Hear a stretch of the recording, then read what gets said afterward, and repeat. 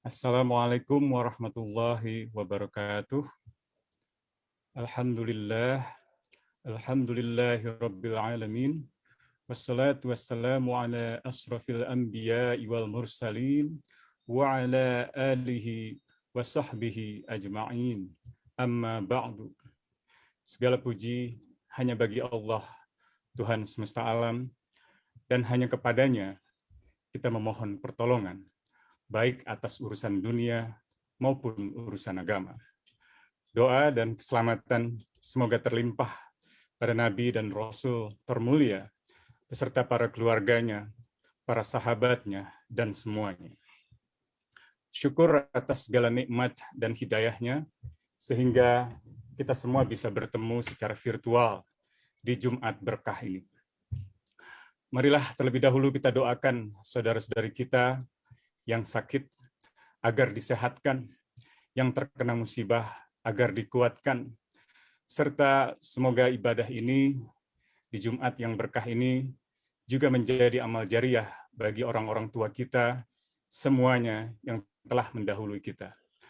Ala hadiniyah wa ala kulli niyatin salihah wa ila hadratin Nabil Mustafa Muhammadin sallallahu alaihi wasallam. Al-Fatihah. A'udzu billahi minasyaitonir rajim. Bismillahirrahmanirrahim.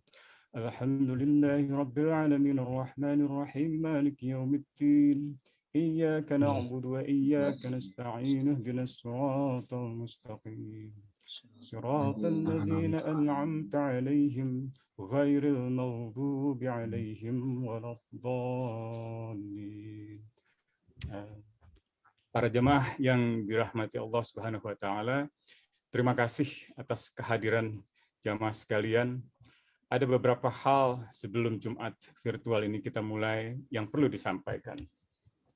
Pertama, acara ini diniatkan untuk memudahkan warga, khususnya di Jakarta dan sekitarnya, atau di bagian Indonesia Barat, yang masih tetap ingin salat Jumat di era pandemi, atau sedikit mengobati kerinduan pada Jumatan setelah hampir 1 tahun kita melalui masa pandemi dengan keterbatasan untuk salat secara luring.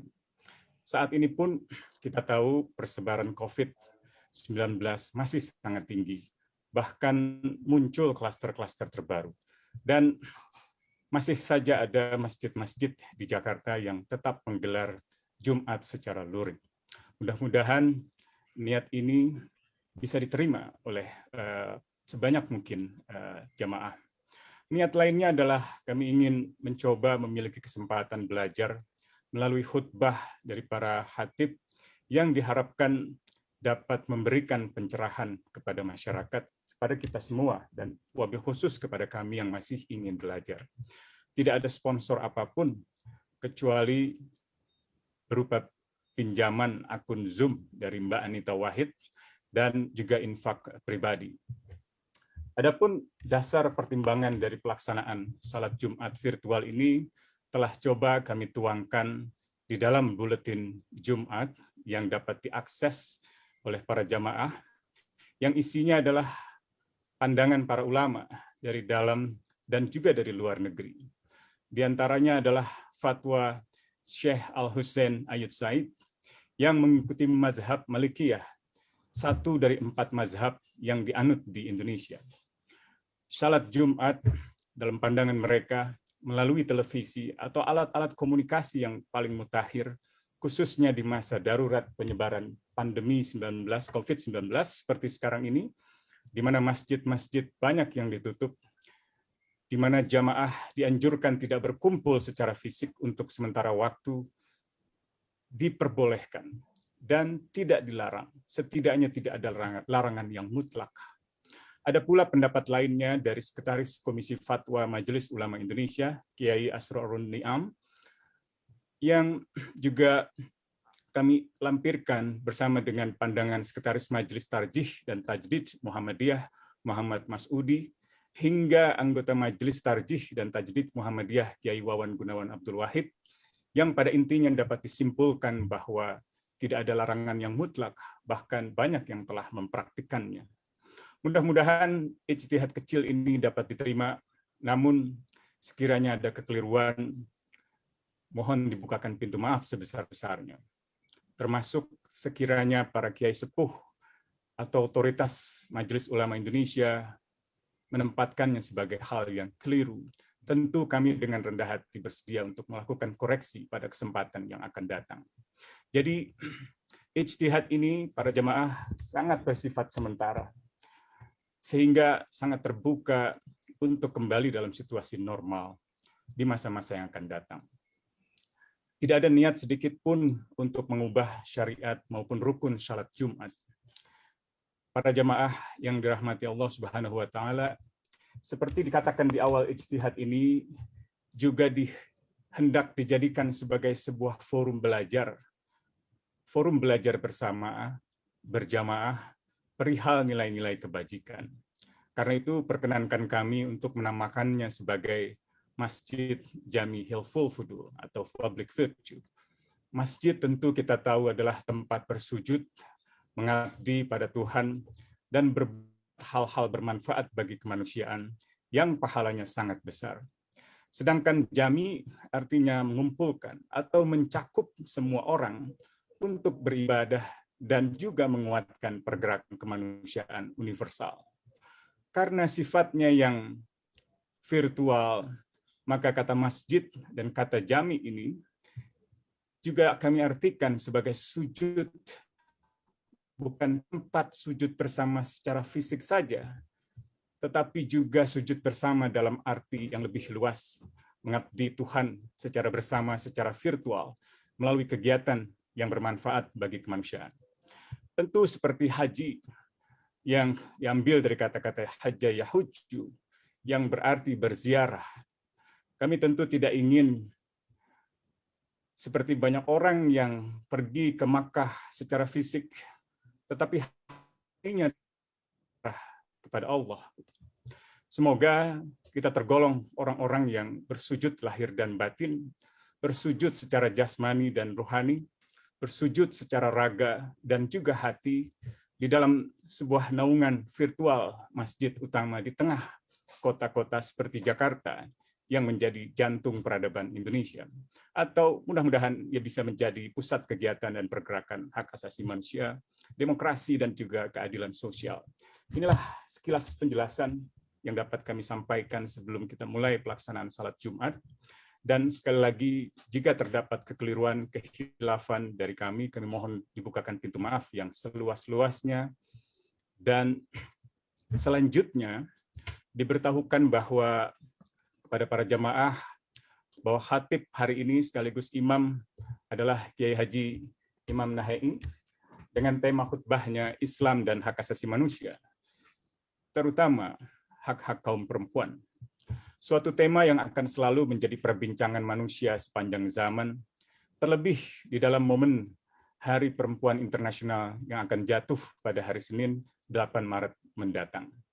Kiai Haji Imam Nahei adalah Komisioner Komnas Perempuan atau Komisi Nasional Anti Kekerasan Terhadap Perempuan yang berasal dari Situ Bondo, sebuah tempat yang telah melahirkan banyak ulama dan juga penegak hukum seperti Artijo Alkostar yang baru saja meninggalkan kita semua.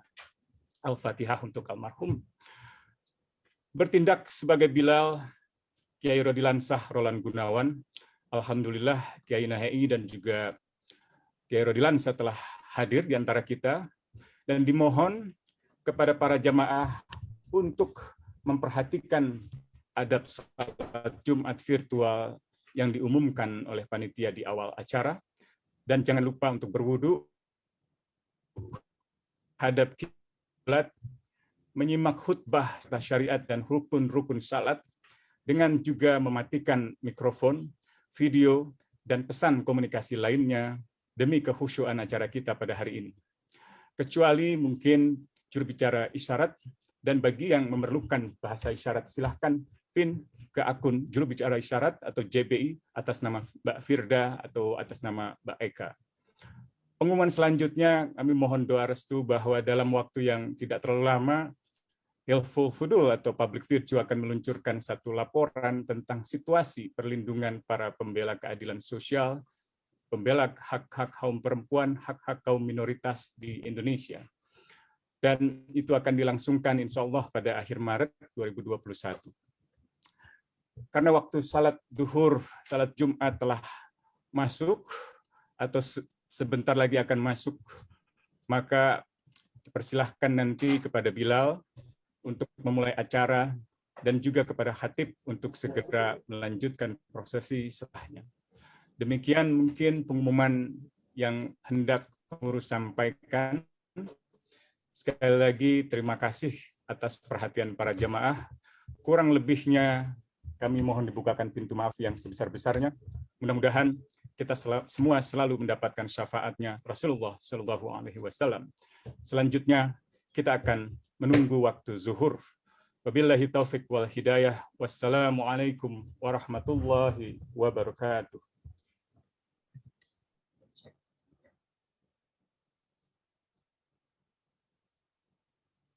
Allahu Akbar, Allahu Akbar. Allahu Akbar, Allahu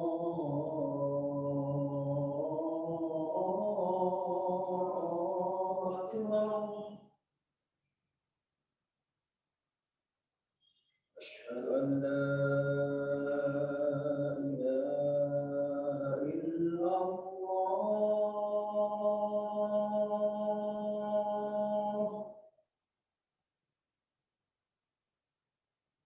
أشهد أن لا إله إلا الله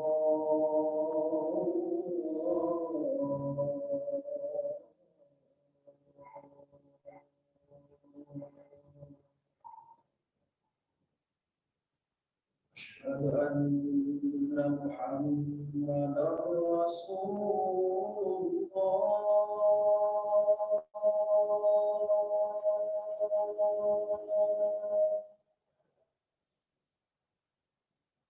أشهد أن محمدا رسول الله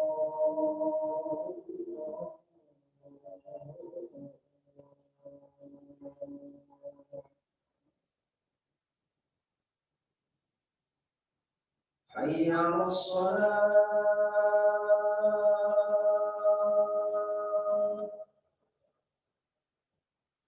حي على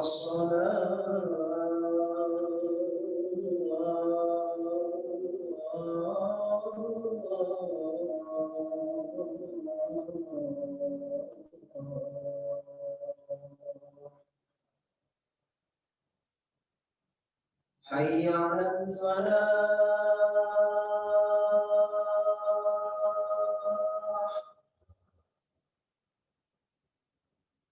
حي على الفلاح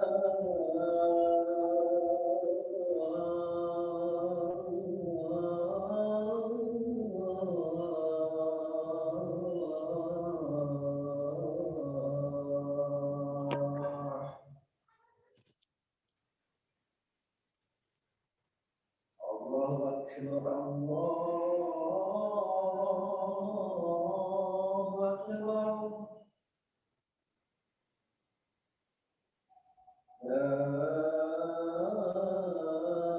إله إلا الله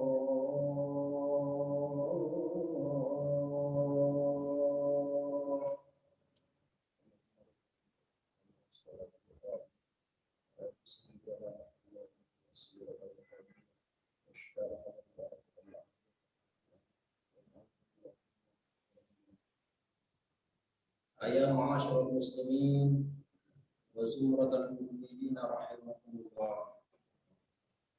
I'lamu anna yawmakum hadha yawmun 'azim, Idul fuqara wa 'idul masakin. As'adakumullahu naharakum wa yarhamukumullahu wa iyyakum wal muslimin. Biqaulillahi ta'ala wa rasulihi kunu muhtadin.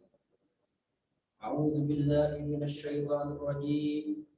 Bismillahirrahmanirrahim.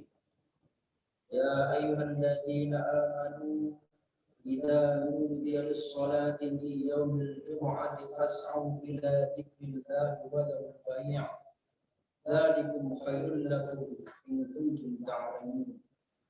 وقال رسول الله صلى الله عليه وسلم: من تكلم يوم الجمعة والإمام يخطب فهو كمثل الحمار يحمل أسفاره، والذي يقول له أنصت ليست له الجمعة. وإذا صعد الخطيب على المنبر فاستمعوا له وأنصتوا لعلكم ترحمون.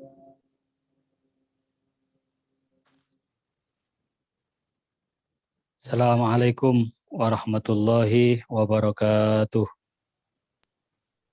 Waalaikumsalam. Allahu Akbar, Allahu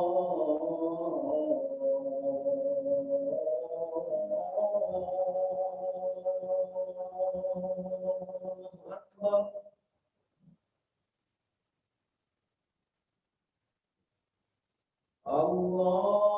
Allahu Akbar, Allahu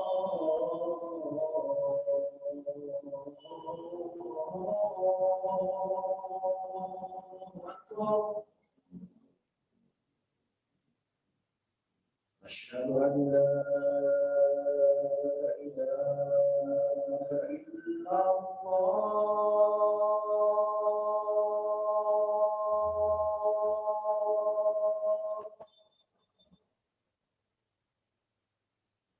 أشهد أن لا إله إلا الله.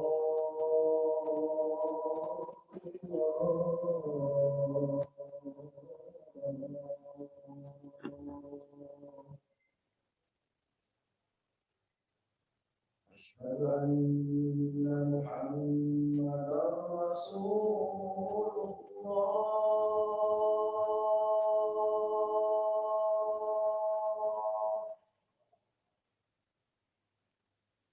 أشهد أن محمدا رسول الله.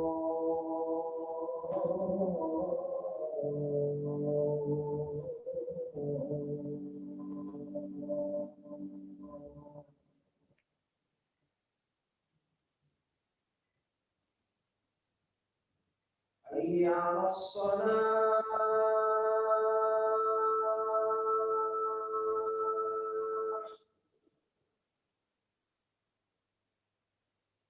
حي على الصلاة.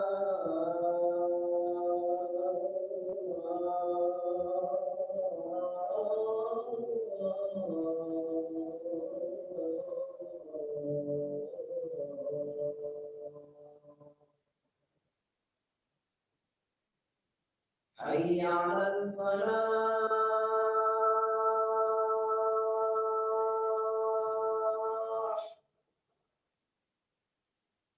حي على الفلاح.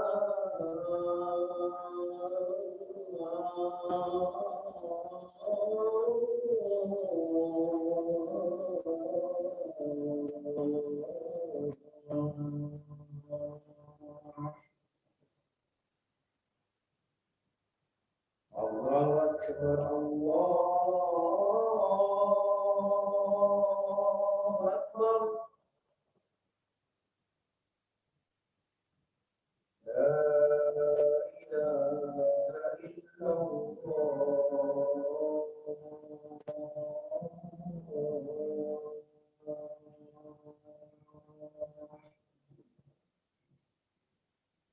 Bismillahirrahmanirrahim.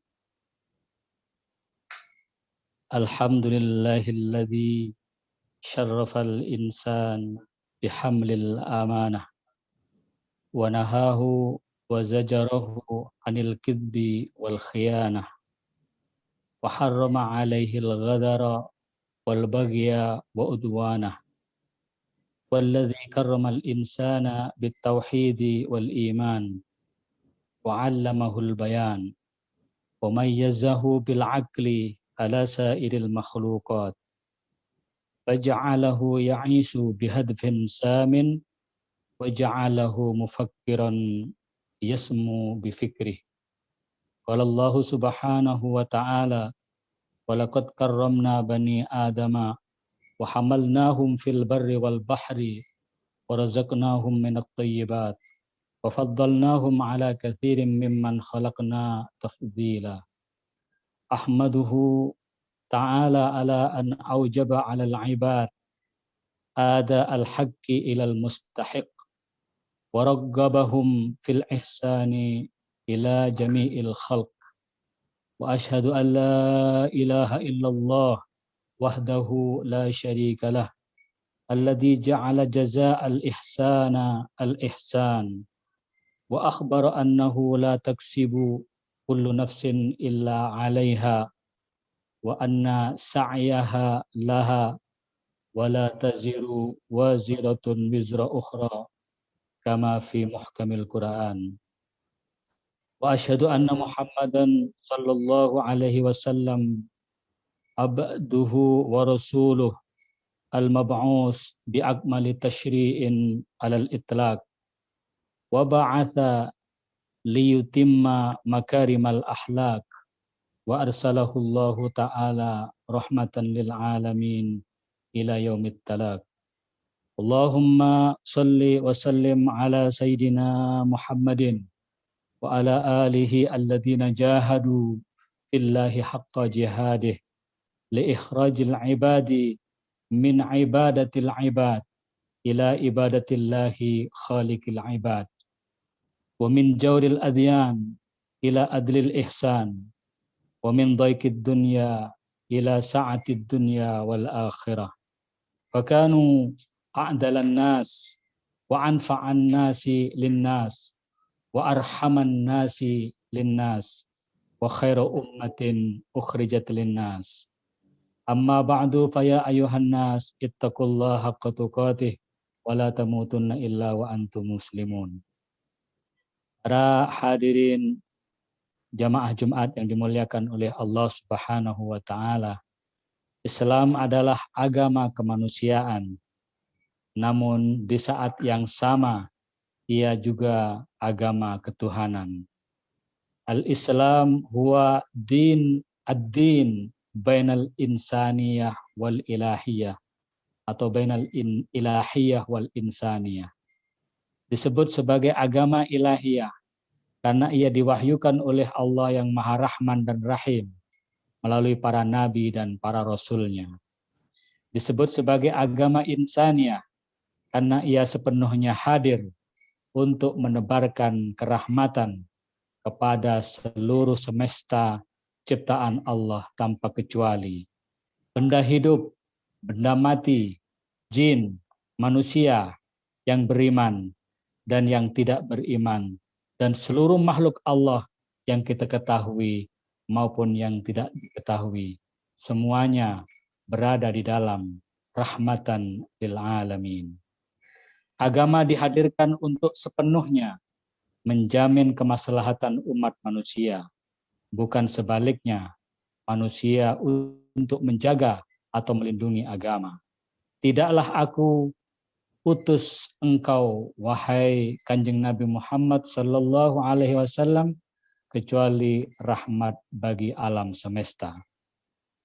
Kemaslahatan dan kebahagiaan manusia di dunia saat ini dan di akhirat saat nanti menjadi ruh, menjadi spirit dan tujuan utama kehadiran Islam.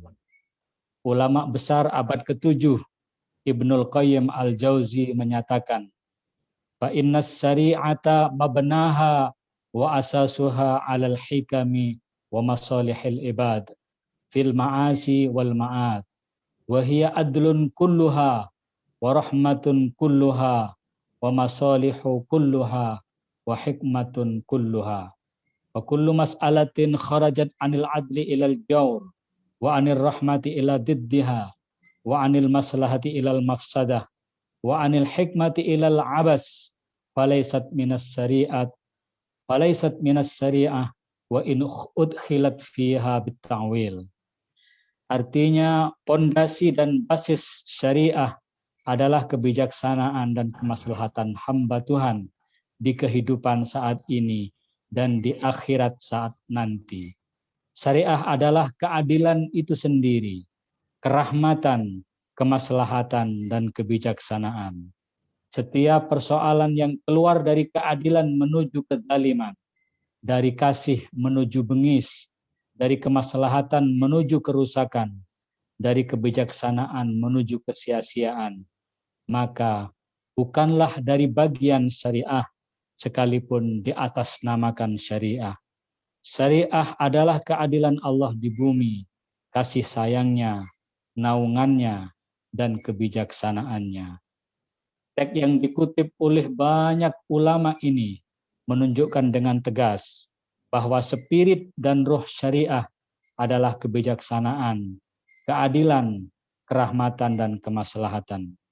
Untuk mewujudkan spirit dan syariah itu, Islam menjamin dan melindungi seluruh kebutuhan umat manusia. Kebutuhan umat manusia sebagaimana dirumuskan oleh para ulama tidak terlepas dari 6 kebutuhan dasar, yaitu hak dan kebebasan beragama dan berkeyakinan, hifdzu at-tadayyun wal aqidah. Kedua, hak hidup dan hak kebebasan untuk mengembangkannya, hifdzun nafas wal hayat. Ketiga, hak dan kebebasan berpikir dan berpendapat dan menyuarakannya, hifdzul akal wal qaul wat ta'bir.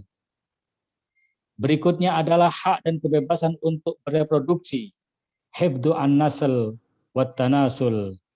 Dan yang keenam adalah hak kemuliaan kemanusiaan atau hifdzul irad wal karamah al-insaniyah. Dan yang terakhir adalah hak dan kebebasan atas milik dan kepemilikan, hifdzu al-milk dan hifdzu at-tamalluk. 6 kebutuhan dasar inilah yang dalam kajian maqasidus syariah dikenal dengan ad-daruriyatus sittah atau 6 kebutuhan dasar manusia. Seluruh ajaran syariah yang tersurat maupun yang tersirat dalam Al-Quran dan As-Sunnah sepenuhnya hadir untuk menjamin, mewujudkan, dan sekaligus melindungi 6 kebutuhan dasar manusia itu. Tidak ada satupun ajaran syariah yang dicanangkan bukan untuk menjamin, memenuhi, dan melindungi 6 kebutuhan dasar itu. Jika ada ajaran syariah yang justru mengajarkan sebaliknya, maka perlu direnungkan ulang. Jangan-jangan ia bukanlah syariah, namun ajaran yang diatasnamakan syariah melalui interpretasi yang terbatas dan tidak tepat. Melihat spirit dan ruh syariah di atas terlihat jelas bahwa secara substantif tidak ada perbedaan antara syariah dan hak asasi manusia. Apakah seluruh hukum Islam sama, selaras dengan hak asasi manusia? Ataukah keduanya dua hal yang berbeda, yang tidak mungkin dipertemukan? Ataukah di dalam kedua sistem hukum itu terdapat nilai-nilai universal, prinsip-prinsip umum, dan tujuan yang sama, yaitu terwujudnya kemaslahatan dan kesejahteraan manusia, yang dapat dijadikan titik temu harmonisasi konstruktif antara hukum Islam dengan hak asasi manusia? Pertanyaan yang sering lahir dan mengemuka di tengah-tengah masyarakat. Perdebatan-perdebatan itu seringkali melahirkan kesan bahwa hukum Islam tidak mendukung pelaksanaan dan bahkan anti hak asasi manusia. Wacana kesetaraan, keadilan, hak asasi manusia, hak perempuan, hak-hak minoritas, penerapan pidana Islam, kebebasan beragama dan berkeyakinan adalah beberapa fakta hukum Islam yang seringkali dianggap anti hak asasi manusia. Sebagian umat Islam secara tegas menolak sistem hukum internasional hak asasi manusia, sebab di samping diyakini bertentangan baik dari segi sumber, pendekatan, dan konten dengan Islam, umat Islam juga telah memiliki sumber hukum yang diyakini mampu memberikan solusi seluruh persoalan manusia dimanapun dan kapanpun, termasuk di dalamnya persoalan hak asasi manusia. Namun sebagian umat Islam yang lain berpandangan sebaliknya, yaitu bahwa hukum Islam, syariah, selaras dengan isu-isu yang diperjuangkan hak asasi manusia.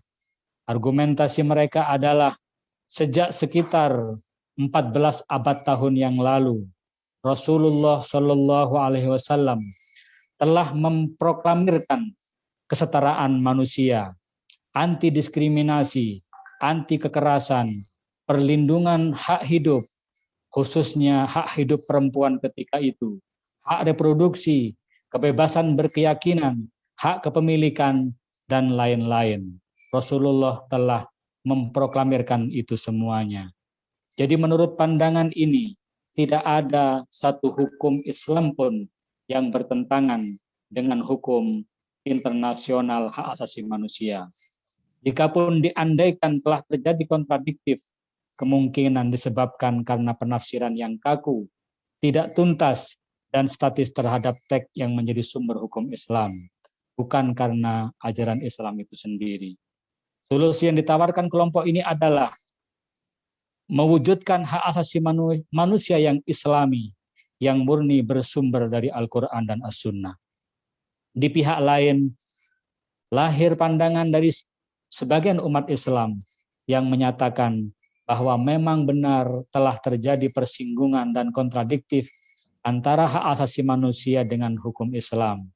Contoh, hukuman mati, hukuman rajam yang dianggap oleh sebahagian umat Islam telah bertentangan dengan prinsip-prinsip hak asasi manusia. Akan tetapi, pertentangan itu bukan dalam tataran nilai-nilai universal, kulliyat, bukan dalam tataran prinsip-prinsip dasar dan tujuannya, melainkan dalam tataran produk hukum partikular juz'iyat. Singkatnya, kontradiktif antara kedua sistem hukum itu terjadi dalam wilayah al-wasail, bukan dalam wilayah al-maqasid. Maqasidus syariah dan maqasid hak-hak asasi manusia adalah sejalan dan seimbang. Kelompok ini berupaya mendialogkan terus-menerus antara kedua sistem hukum yang telah mempengaruhi perjalanan hidup manusia untuk mencapai harmonisasi konstruktif antara HAM dan syariah, yaitu dengan menemukan nilai-nilai, prinsip-prinsip dasar, unsur-unsur terbaik dari syariah dan HAM untuk kemudian dijadikan roh, spirit, penggerak, peninggian dan penghormatan terhadap martabat manusia. Disinilah maqasidus syariah sebagai nilai, sebagai prinsip dan sekaligus sebagai tujuan syariat dapat dijadikan pintu masuk untuk mendialogkan antara syariat dan hak asasi manusia. Bagaimana dengan hak asasi perempuan?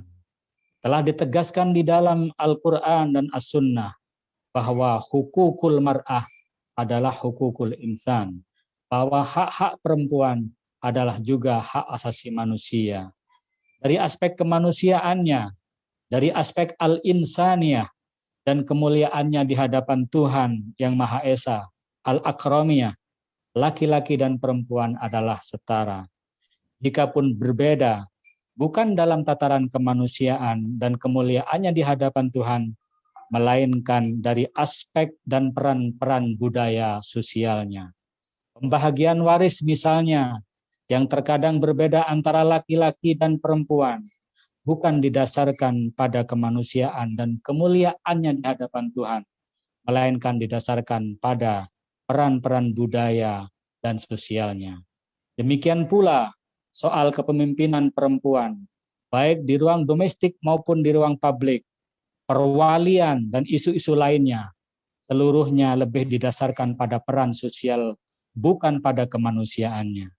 Sebab itu, jika peran-peran budaya dan sosial berubah, maka hukum-hukum yang mengatur teknis partikular itu juga mesti berubah, semata-mata untuk mewujudkan kemaslahatan. Cara berpikir mayoritas yang telah mewabah di antara kita harus segera diakhiri. Seringkali kita sebagai mayoritas menuntut penghormatan dari minoritas kepada kita, baik minoritas jenis kelamin, minoritas suku, minoritas adat, maupun minoritas keyakinan dan agama. Kita sebagai mayoritas seringkali meminta penghormatan dari mereka, namun di saat yang sama kita seringkali mengabaikan hak-hak mereka. Mengapa cara berpikir mayoritas harus segera kita akhiri?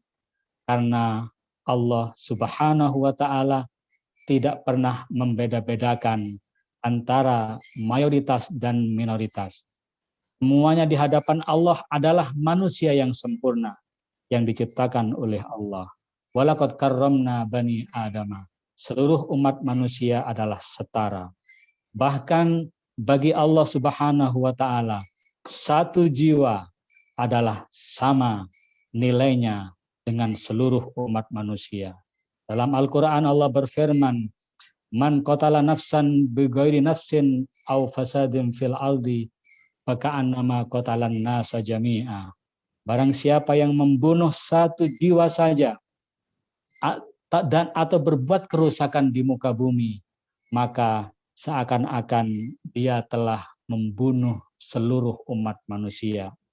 Sebaliknya, waman ahyaha faka'annama ahyanna sajami'a.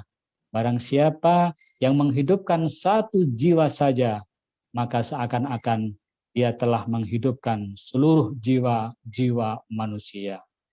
Itu artinya bahwa satu jiwa bagi Allah adalah sama dengan seluruh umat manusia. Bagi Allah, cara berpikir minoritas adalah bertentangan dengan nilai-nilai Al-Quran dan As-Sunnah. Oleh karena itu, cara berpikir mayoritas yang seringkali melahirkan diskriminasi terhadap minoritas harus segera kita akhiri, baik sebagai pejabat negara maupun sebagai individu warga negara Indonesia. Semoga Allah Subhanahu wa Ta'ala selalu memampukan kita untuk terus berjuang menegakkan ruh dan spirit syariah, yaitu untuk menebarkan keadilan, kerahmatan, kebijaksanaan, dan kemaslahatan. Barakallahu li wa lakum fil Qur'anil azim. Wa nafa'ani wa iyyakum bima fihi minal ayati wa dzikril hakim. Wa taqabbal minni wa minkum tilawatahu. Innahu jawadun karim raufur rahim.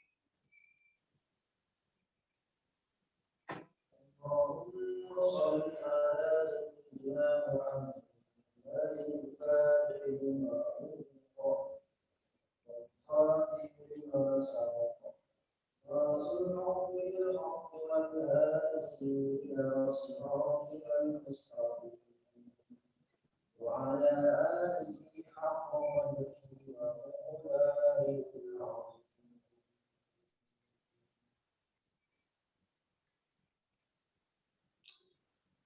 Alhamdulillahi nahmaduhu wa nastaghfiruh wa na'udzu billahi min syururi anfusina wa min sayyiati a'malina. May yahdihillahu fala mudhillalah wa may yudlil fala hadiyalah. Asyhadu an la ilaha illallah wa asyhadu anna Muhammadan abduhu wa rasuluh. Allahumma shalli wa sallim ala sayyidina Muhammadin wa ala ali sayyidina Muhammad. Amma ba'du fa ya ayuhan nas ittaqullaha haqqa tuqatih wa la tamutunna illa wa antum muslimun. Allahumma salli wa sallim ala sayyidina Muhammadin wa ala ali sayyidina Muhammad kama sallaita ala sayyidina Ibrahim wa ala ali sayyidina Ibrahim wa barik ala sayyidina Muhammad kama barakta ala sayyidina Ibrahim wa ala ali Ibrahim innaka Hamidum Majid. Alhamdulillahi rabbil alamin. Allahumma salli wa sallim ala sayyidina Muhammadin wa ala ali sayyidina Muhammad. Allahumma ighfir lil muslimin wal muslimat wal mu'minin wal mu'minat al ahya minhum wal amwat. Allahumma la tada' fi majlisina hada damban illa ghafartah wa la aiban illa satartah wa la dainan illa qadaitah wa la hajatan min hawaijid dunya illa qadaitahu ya rabbal alamin. Allahumma ighfir Allahumma arham, Allahumma watahannan ummata Sayyidina Muhammadin sallallahu alaihi wasallam. Rabbana atina fid dunya hasanah wa fil akhirati hasanah wa qina adzabannar. Sallallahu ala Sayyidina Muhammadin sallallahu alaihi wasallam. Walhamdulillahi rabbil alamin. Ibadallah, innallaha ya'murukum bil adli wal ihsan wa ita'i dzil qurba wa yanha 'anil fahsya'i wal munkari wal baghi ya'idukum la'allakum tadhakkarun. Fadhkurullahal 'azima yadhkurukum washkuruhu 'ala ni'amihi yazidkum wala dzikrullahi a'azzu wa ajallu wa akbar. Aqimis shalah.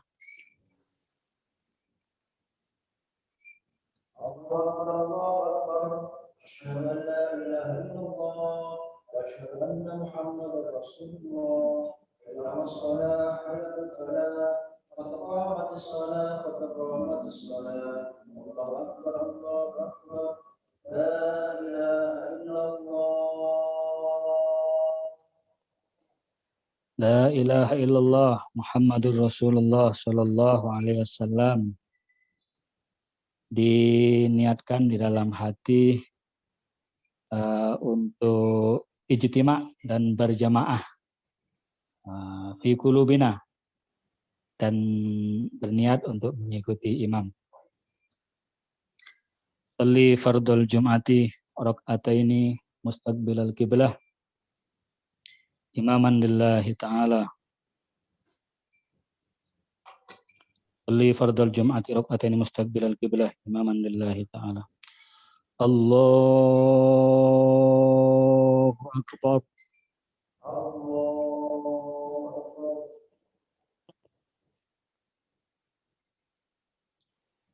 Bismillahirrahmanirrahim. Alhamdulillahi rabbil alamin. Ar-Rahmanir-Rahim. Maliki yaumiddin. Iyyaka na'budu wa iyyaka nasta'in. Ihdinas siratal mustaqim. Siratal ladzina an'amta 'alaihim ghairil maghdubi 'alaihim waladdallin.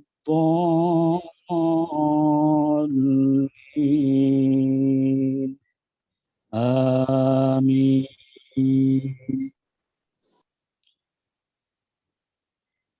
Bismillahirrahmanirrahim. Iqra bismi rabbikal ladzi khalaq, khalaqal insana min 'alaq. Iqra wa rabbukal akramul ladzi 'allama bil qalam, 'allamal insana ma lam ya'lam. Kalla innal insana layatgha ar-ra'ahu istaghna. Inna ila rabbika ar-ruj'a. Ara'aita alladhi yanha 'abdan idha shalla.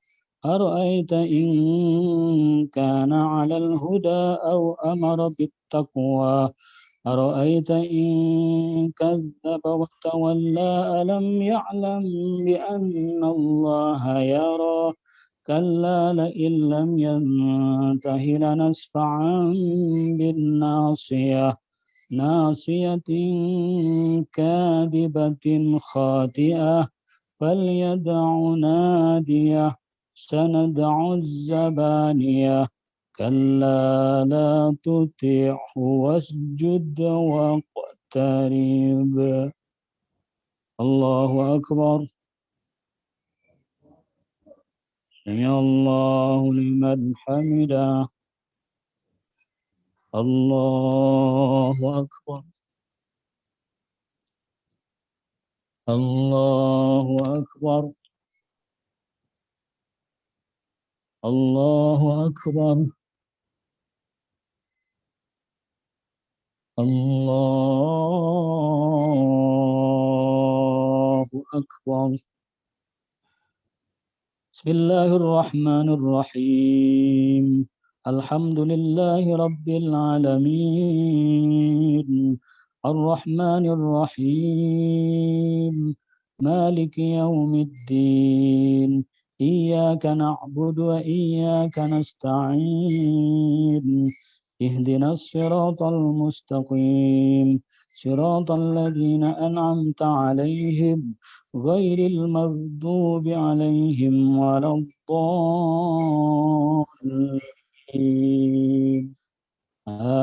آمين.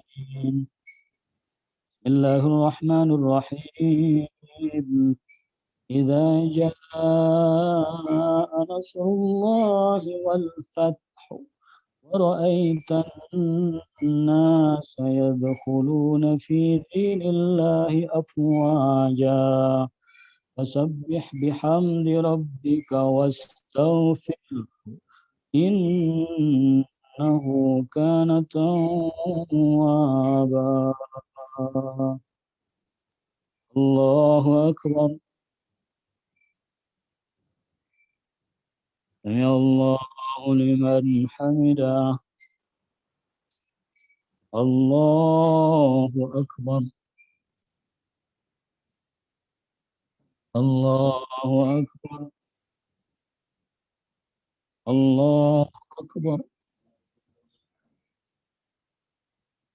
الله أكبر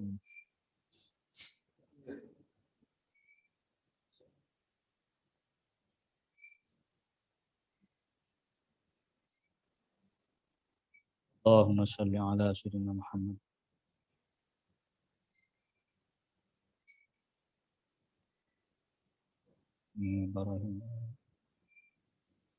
السلام عليكم ورحمة الله. السلام عليكم ورحمة الله.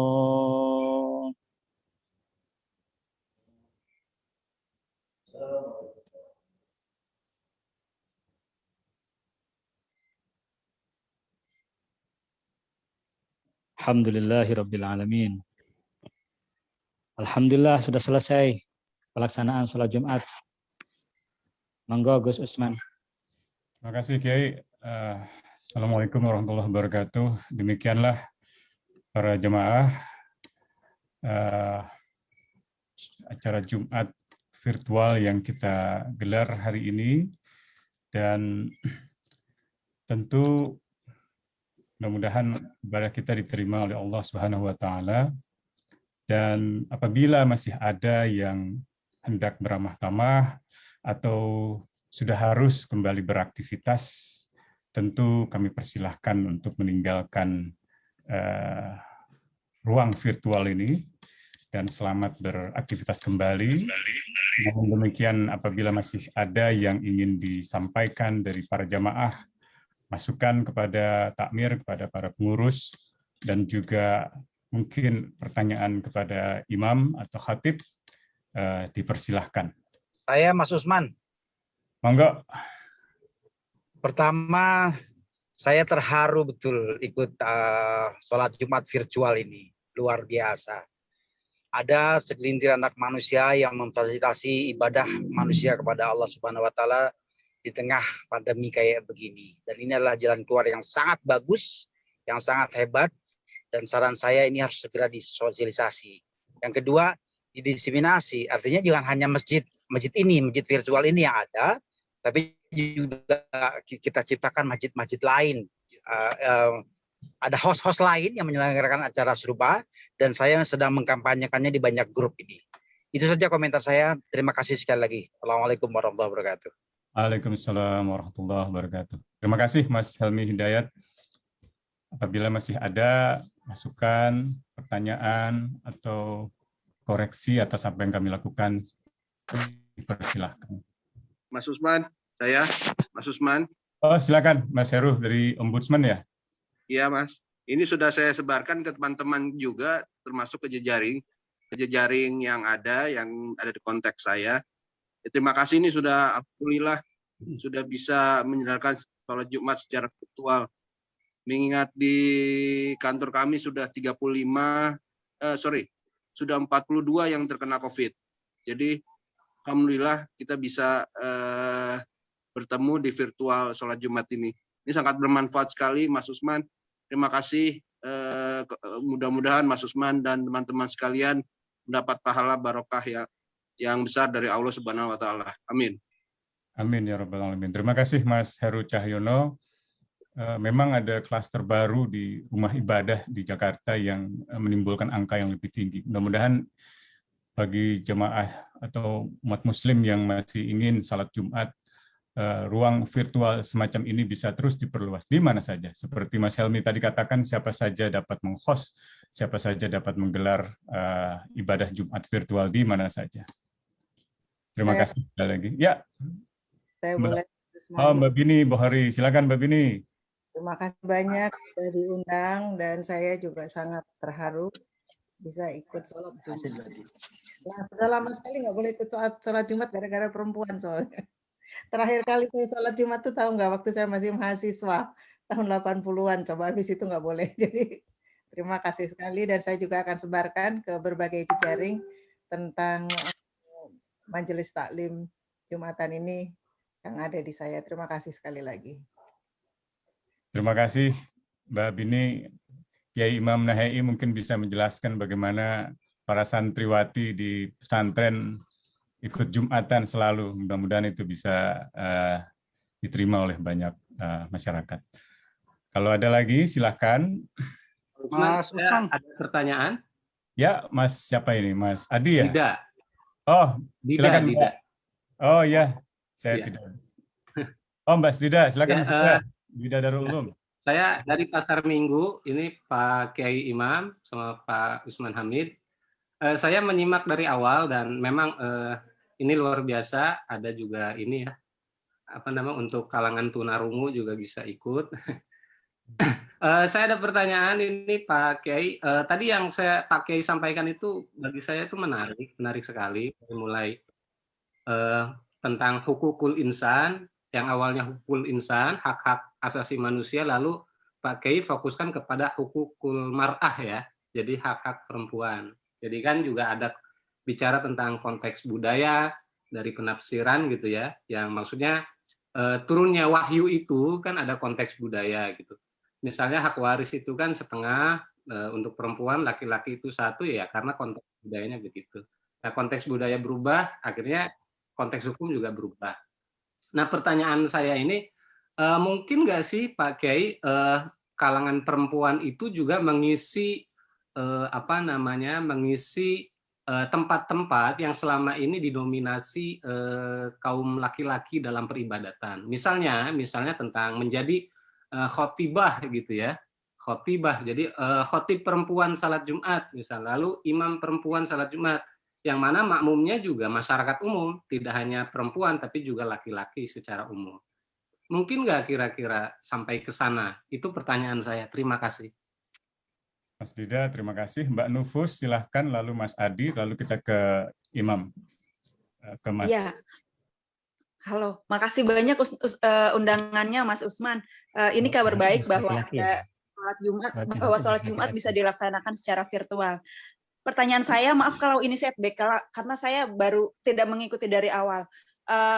Landasan, saya ingin tahu landasan bahwa sholat Jumat itu bisa dilakukan secara virtual. Karena kalau biasanya kan imam itu ada di depan, kita mengikuti gerak-gerik dan sebagainya gitu, Mas.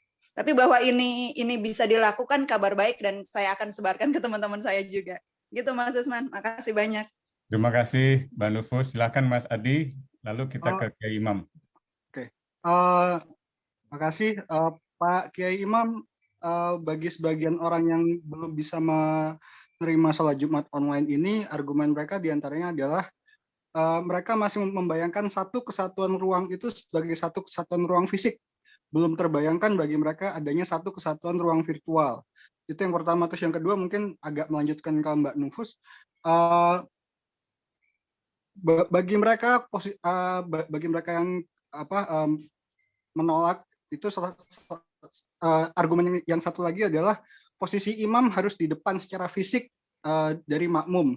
Bagi mereka belum terbayangkan bahwa dengan makmum mengikuti instruksi imam itu secara virtual itu sebenarnya sebetulnya imam sudah di depan makmum gitu.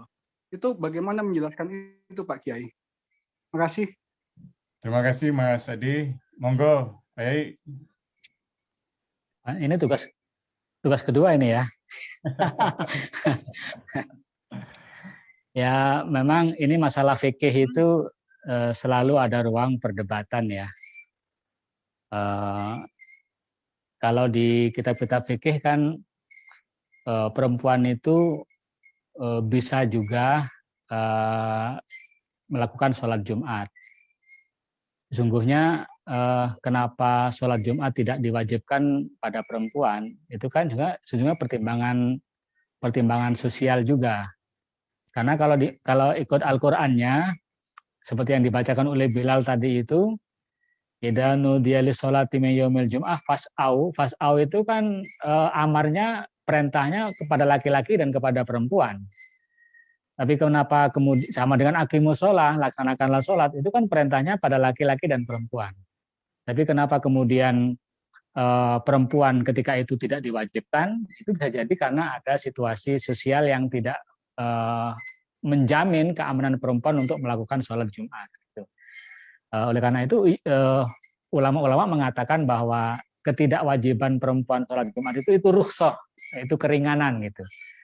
Artinya kalau dia mengambil azimahnya, hukum yang pokoknya itu ya boleh gitu. Artinya tidak ada yang melarang perempuan untuk melakukan sholat Jumat. Walaupun prakteknya tidak disiapkan ya di masjid ya, kalau disiapkan di pinggir itu sesungguhnya bertentangan dengan fikih. Kalau fikihnya posisi perempuan itu bukan di pinggir, tapi di belakang yang benar. Gitu. Kalau fikih ya, itu pertimbangan sosial aja. Kalau sekarang kan di pinggir, paling pinggir dan sedikit sekali gitu. Itu sebenarnya ajaran fikih tidak begitu. Ini yang pertama. Yang kedua, apakah perempuan juga bisa menjadi imam dan jadi khatibah? Saya kira kalau kita mengacu pada beberapa pandangan ulama-ulama, kan ada banyak ulama yang mengatakan bahwa perempuan bisa menjadi imam sholat, ya kan? Ya otomatis juga bisa menjadi khatibah gitu. Tapi ini soal fikih ya, soal boleh tidak boleh ya. Tapi soal bagaimana diterapkan di masyarakat itu kan soal bagaimana kita mendialogkan pandangan ini dengan kearifan lokal. Jadi sebenarnya kalau secara fikih tidak ada yang senyampang, tidak ada dalil yang terang benderang melarang, itu selalu ada ruang perbedaan. Itu. Nah, saya kira termasuk ijtima ini, berkumpul ini. Sebenarnya kalau di bidang muamalah yang lain sudah berkembang bahwa ijtima itu bisa maknan. Misalnya perkawinan ya, dalam perkawinan itu kan sekarang tidak harus bertemu dalam satu tempat gitu.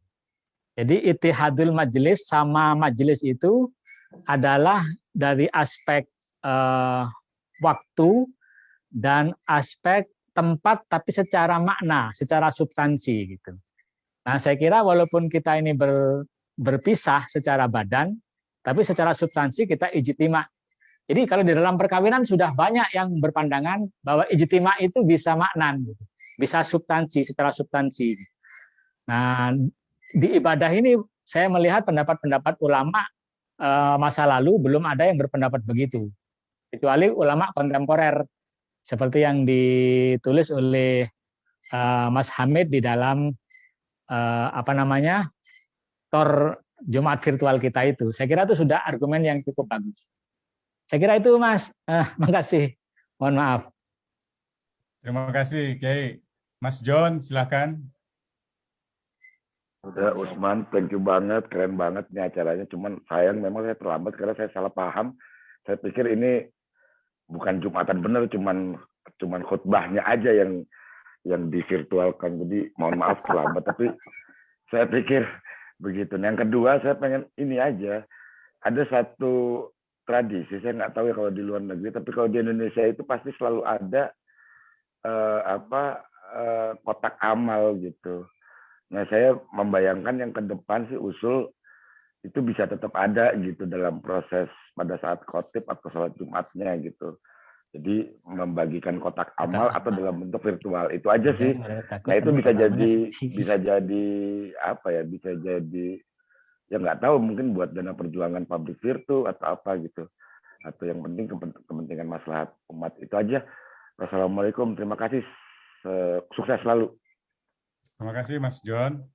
Bang Ya, Usman. ya silakan. Ya, saya Wahyudi nih Bang. Sekarang lagi Mas Wahyudi. ya, lagi di Singapura sekarang. Kalau di Singapura lagi kuliah S3. Kalau di Singapura itu walaupun COVID-nya udah turun, tapi masing-masing dari kita tuh dijadwal untuk sholat Jumatnya. Jadi 2 minggu sekali. Gitu, dan itu harus pakai daftar juga lewat website atau aplikasi. Jadi saya ngucapin terima kasih nih jadi bisa sering sholat Jumat di sini. Semoga Kiai Imam Nahwi, saya nggak apa-apa ya dari Singapura, tapi ininya waktu sholatnya ngikutin waktu Jakarta. Makasih. Terima kasih Mas Wahyudi. Masih ada lagi? Saya boleh nggak memberi testimoni, Mas Usman? Silahkan. Sambil memberikan jawaban Kiai itu luar biasa, tapi saya ingin menambahkan saja. Jadi ketika saya ke Pakistan, lalu sholat Jumat, itu ternyata beberapa masjid yang saya sholat Jumat berpindah-pindah, selalu saja sholat Jumat itu bareng laki dan perempuan. Dan berbeda dengan di Indonesia, itu kami sejajar. Cuma di tengah-tengah diberi tirai saja. Kalau di Indonesia kan perempuan di belakang ya. Tapi kalau di Pakistan itu kami sejajar laki dan perempuan. Memang laki dan perempuan sejajar di mata Allah Subhanahu wa taala, dan mereka implementasi itu betul seperti di Masjidil Haram. Itu masukan tadi dari pertanyaan Mbak Mini kalau nggak salah tadi bertanya, kenapa perempuan tidak boleh. Yang kedua, sependek pengetahuan saya, karena memang Indonesia ini kan bermazhab Syafi'i. Syafi'i itu mengatakan tidak menganjurkan perempuan itu sholat Jumat di masjid, kan gitu. Tapi yang terjadi kemudian adalah eksploitasi ulama laki-laki terhadap kaum perempuan. Saya sering berseloroh dalam ceramah saya katakan begini, itu kalau ada khotib mengatakan bahwa kaum laki-laki atau para suami bisa berbuat dosa kepada para istri. Maaf, kebalik. Istri bisa berbuat dosa kepada suami. Terutama kalau diajak hubungan badan di malam hari, istri menolak karena lelah, terus kata khotib, sampai subuh mereka akan dikutuk oleh 40 malaikat. Nah, oleh jamaah ini disampaikan kepada istri masing-masing. Wah, bagus sekali. Karena apa? Ternyata mama berdosa mah kalau mama menolak ajakan papa ini malam-malam untuk hubungan badan. Nah, Jumat berikutnya ternyata khotib lain mengatakan suami bisa berbuat dosa juga kepada istri. Antara lain begini. Lalu begitu istri tanya, Pak, tadi khutbahnya apa, Pak? Wah, nggak tahu, khutbahnya jelek. Papa tidur tadi, kan gitu kira-kira. Berangkat dari sini kemudian kita lihat, memang tampaknya dalam Islam di Indonesia ini kemudian tidak ada kesetaraan gender, laki-laki mengeksploitasi perempuan. Padahal sesungguhnya Islam itu sangat menghargai hak asasi manusia sama, baik laki-laki dan perempuan. Terima kasih. Ya, terima kasih Mas Helmi. Sebenarnya salah satu pilihan alasan kami memilih Kiai Imam Nahwi adalah karena beliau saat ini sedang menjadi komisioner Komnas Perempuan, gitu, dan kita ingin mendukung agenda-agenda Komnas Perempuan. Di antaranya adalah mendorong pengesahan rancangan undang-undang penghapusan kekerasan seksual. Gitu. Jadi mudah-mudahan forum ini bisa jadi tempat bertanya, tempat belajar, karena banyak yang menyalahpahami bahwa RUU tersebut seolah-olah ingin mempromosikan hal-hal yang negatif, seks bebas, dan lain sebagainya. Padahal sebaliknya itu dimaksudkan untuk memuliakan harkat dan martabat manusia, khususnya kaum perempuan. Nah, mungkin Pak Yai kalau seandainya mau ditambahkan silahkan. Adapun usulan Mas John perihal trombol gitu ya, itu sebenarnya di panitia sudah coba informasikan di bagian akhir dari buletin yang dibagikan. Kalau ada yang mau berzakat, bersedekah, berinfak, itu dipersilahkan. Begitu pula dengan penjelasan mengapa pelaksanaan salat Jumat virtual ini kami adakan. Itu juga dia telah kami coba jelaskan di dalam buletin yang bisa dibaca sendiri di dalam buletin tersebut, yang pada intinya kami merujuk para ulama antara lain Syekh Al-Husain Said dan juga beberapa ulama yang lain termasuk Syekh Ahmad Ar-Rashidi yang memberikan contoh pelaksanaan misalnya di Saudi Arabia yang mengikuti imam melalui media yang juga dipraktekkan di Makkah, di Madinah.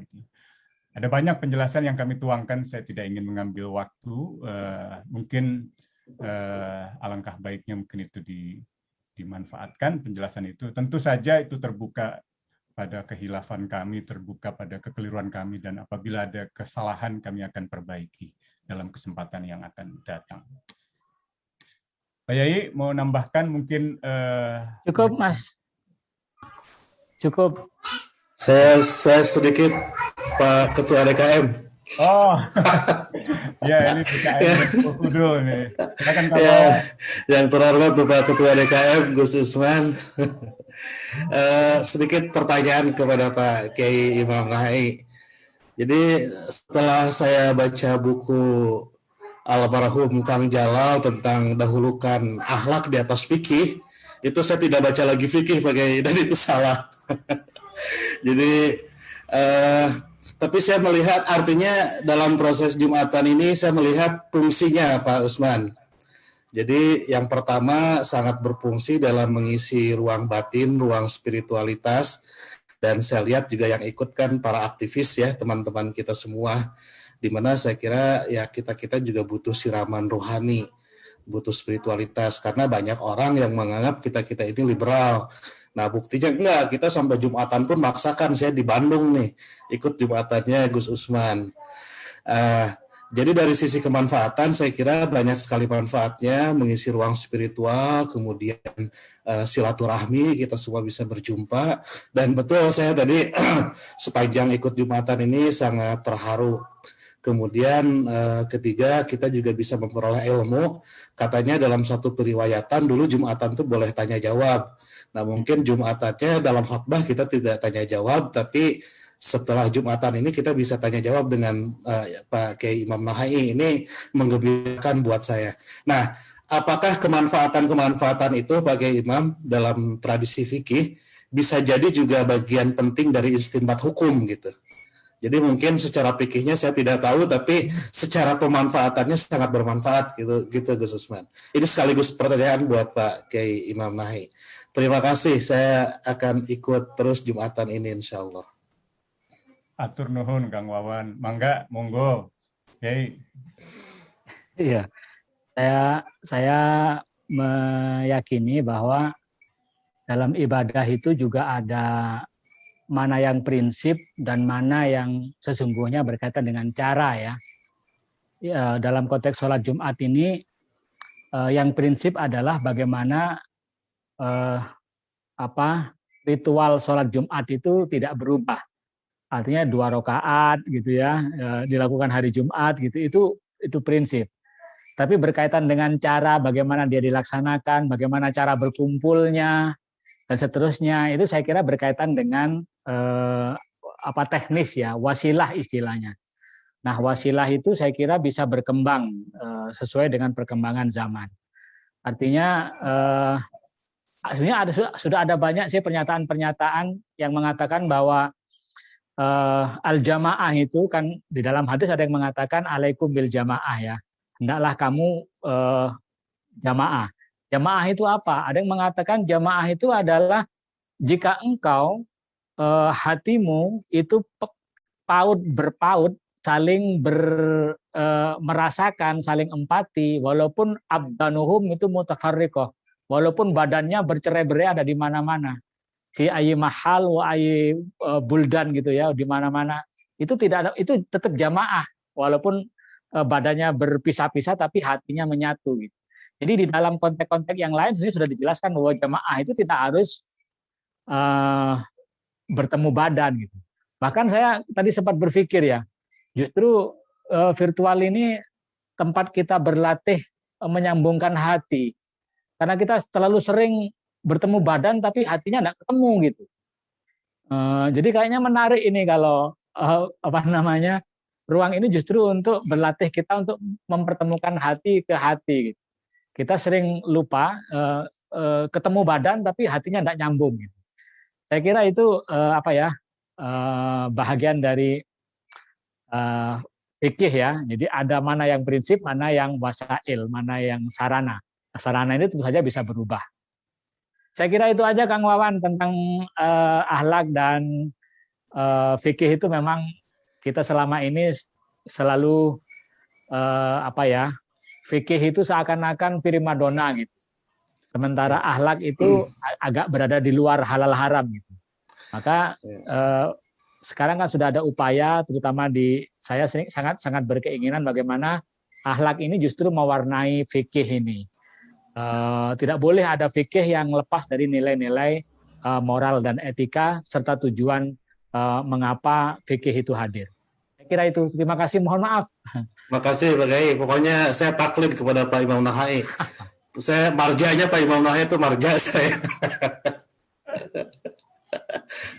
Ya gitu tadi lah ya. Terima kasih Kang. Wawan. Ini kayaknya akan masuk ke Zoom yang lain. Ada cat tahu sekarang di Komnas Perempuan. Baik, para jamaah sekalian, demikianlah acara hari ini, salat Jumat virtual.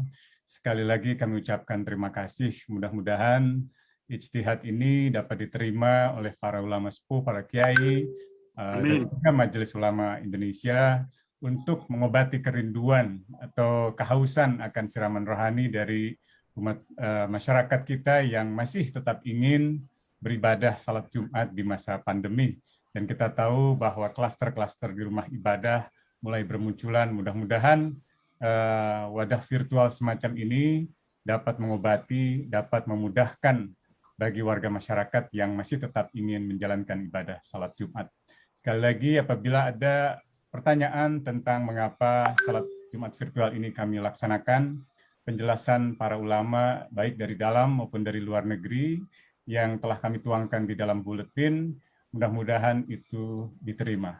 Dan ini juga bagian dari ikhtiar kami untuk melanjutkan almarhum A.E. Priyono yang sering kali mengimbau kami untuk memakmurkan masjid, memakmurkan alun-alun, memakmurkan kampus, agar benar-benar kita memperkuat gerakan menuju kemanusiaan yang universal. Demikianlah para jamaah, apabila ada kekurangan kami mohon dimaafkan. Wabillahi taufiq wal hidayah. Wassalamualaikum warahmatullahi wabarakatuh. Syukran Kiai. Minggu depan yang khatib dan imamnya adalah Kiai Haji Wawan Gunawan Abdul Wahid. Insya Allah kita akan kabari pelaksanaannya. Demikian sekali lagi terima kasih kepada para jamaah. Selamat kembali beraktivitas, selamat beristirahat.